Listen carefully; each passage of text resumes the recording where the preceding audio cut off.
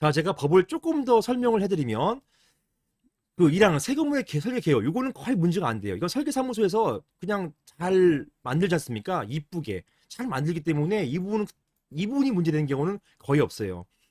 자, 두 번째, 요 부분도 문제는 되는데요. 요게 이거로 많이 넘어갑니다. 이렇게 계략적. 이 건축비거든요. 철거 비용, 건축 비용, 각종 인허가 비용 등등 수지 분석에 따른 어떤 비용들이 나오는데, 이런 비용들은 사실 계략적으로 선정한 것이기 때문에, 이 계략 선정한 금액이기 때문에 이게 뭐 잘못됐다, 잘됐다 이렇게 판단하지 않습니다. 결론적으로 이게 1호와 2호에 있어서는 법원이 크게 문제 삼지 않아요. 항상 문제 삼는 게 3호, 4호예요. 3호, 4호. 여기서 비용을 어떻게 분담할 것인지, 이 분담에 대해서 구체적으로, 물론 이 분담을 위해서는 2호에서 이런 비용 산정이 적법해야 돼요. 적절해야지만 3호의 비용 분담이 나온단 말입니다. 즉 2호에서 이 사업의 수지 분석이 나오고, 수지 분석에 따라 가지고 여기에 대한 비용을 계산해 보니까, 아 이게 조금 남는다더라, 이게 조금 마이너스는 아니네, 마이너스라 하더라도 얼마씩만 분담하면 되겠다, 이런 게 나와줘야 된다는 것입니다. 이게 3호예요. 이런 비용의 분담이 명확하지가 않으면 내가 헌집을 주고 새 집 살 때 엄청나게 많은 비용을 투입해야 되거나, 이거는 내가 그 비용 투입 못하면 난 쫓겨난다는 얘기밖에 안 되는 거예요. 멀쩡하게 잘 지내고 있는 사람을 쫓아내는 방법이 될 수가 있단 말입니다. 또는 이 비용 분담에 대해서 남는 금액이 있다면 이 남는 금액을 내가 취할 수 없단 말이에요.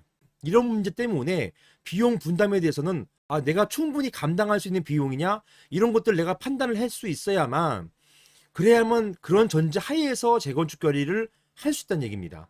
재건축 결의의 찬반 결정을 할 수 있다는 얘기예요. 이게 명확하지 않고 단지 산처럼,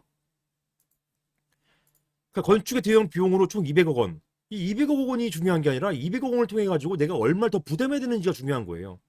그게 전혀 없었기 때문에 이 사안에서는 그게 문제가 됐던 것입니다. 자, 그 다음에 새 건물 소유권 귀속에 대한 사항. 이것도 마찬가지죠. 내가 내 헌집을 줬는데 보니까 내가 받을 집이 없어. 또는 내가 어떤 새 집을 받을 수 있는지 전혀 불투명해요. 이런 경우에는 제대로 재건축 결의를 할 수조차 없는 거잖아요. 이거는 내가 받을 수 있다는 거야, 없다는 거야? 여기에 대한 명확한 뭐가 있어야 될 거 아닙니까? 세금을 받을 수 있다는 거야, 없다는 거야? 한 집을 주면 마땅히 내가 새 집을 받아야죠. 분담금이 얼마가 되더라도 내가 받아야 되는 것인데, 이게 불투명하면 적법한 재건축계를 할 수가 없다는 얘기입니다. 오히려 재건축계를 했다가는 내가 오히려 세금을 받지 못할 수도 있어가지고 결국 소유권을 뺏기는 거예요. 이건 대한민국에서는 있을 수 없는 얘기 아닙니까? 내가 내 소유권을 뺏기는 것, 함부로 뺏어간다는 것밖에 안 되는 거잖아요.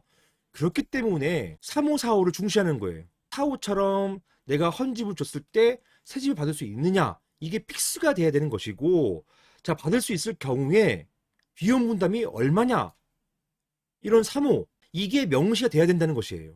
이런 것들이 명시가 안 됐을 경우에 재건축 결의가 있다 하더라도 그런 재건축 결의는 무효라고 보는 것이 판례의 태도입니다. 이게 일관된 판례예요. 어느 하나의 법원만 이렇게 보지 않습니다. 대부분의 법원들이 동일하게 이렇게 보고 있어요.